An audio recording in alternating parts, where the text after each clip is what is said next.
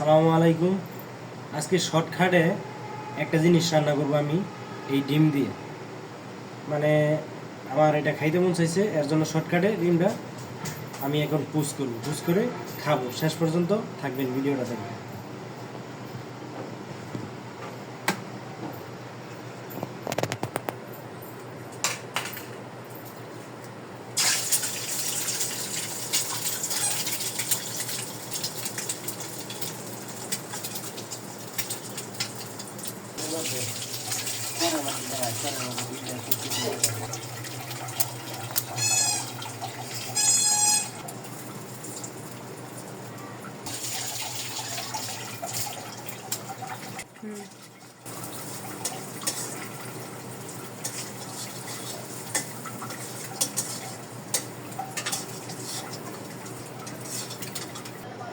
এই দেখেন ডিমটা আমার ভাজা হয়ে গেছে।